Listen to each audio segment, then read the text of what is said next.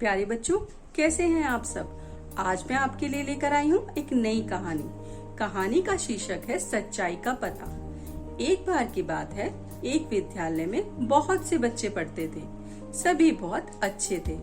उसी विद्यालय में कक्षा 4 में एक बच्चा पढ़ता था जिसका नाम था रामू।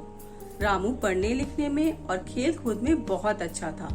बस उसमें एक ही कमी थी, इसे जो भी चीज अच्छी लगती थी वो उसे अपने पास रख लेता था।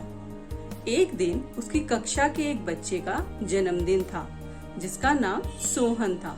सोहन को अपने जन्मदिन के अवसर पर एक बहुत सुंदर सा पेंसिल बॉक्स मिला था। वो उसे दिखाने के लिए विद्यालय में लेकर आया था। उसने कक्षा के सभी बच्चों को अपना वो पेंसिल बॉक्स दिखाया। सभी बच्चे उसे देखकर बहुत खुश थे। रामू ने भी उसे देखा।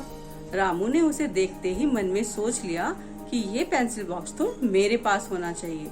जैसे ही सोहन किसी काम से बाहर गया, रामू ने उस पेंसिल बॉक्स को चुराकर अपने पास रख लिया और वहाँ पर आराम से बैठ गया। जब सोहन वापस आया तो उसने अपना पेंसिल बॉक्स वहीं नहीं पाया। वो बहुत दुखी हो गया और रोने लगा। उसने कक्षा में सभी जगह देखा मगर पेंसिल बॉक्स नहीं मिला।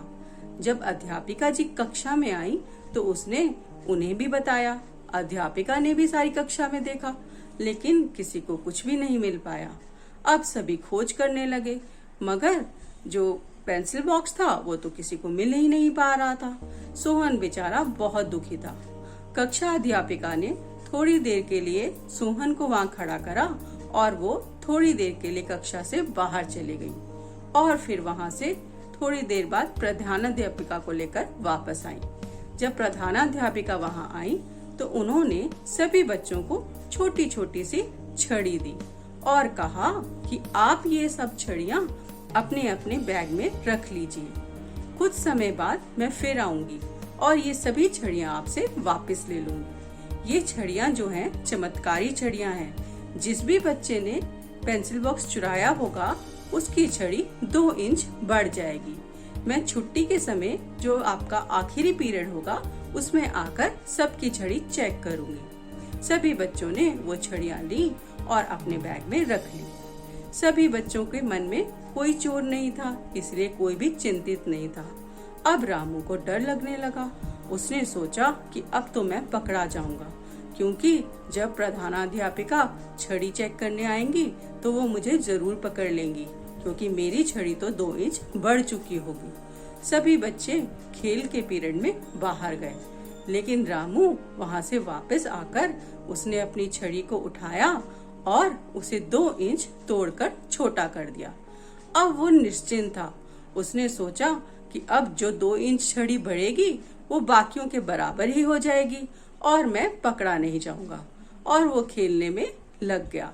खेलने के बाद वो कक्षा में आया और उसने पढ़ाई करी।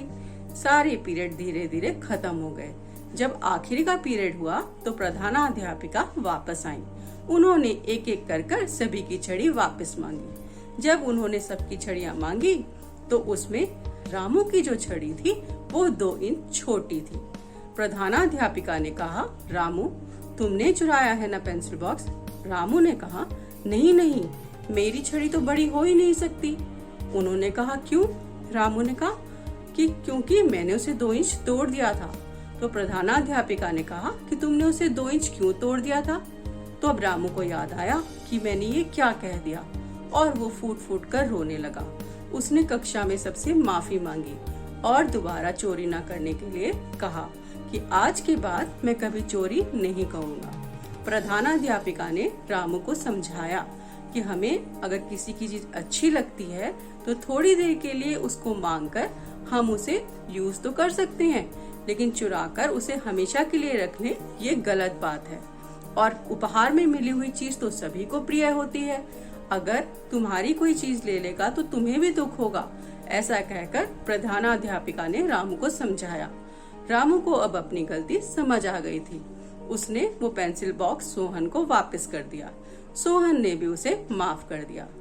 जब प्रधानाध्यापिका कक्षा से जाने लगी तो उन्होंने बताया कि रामू, उस जो मैंने आपको छड़ियाँ दी थी उसमें कोई जादू नहीं था।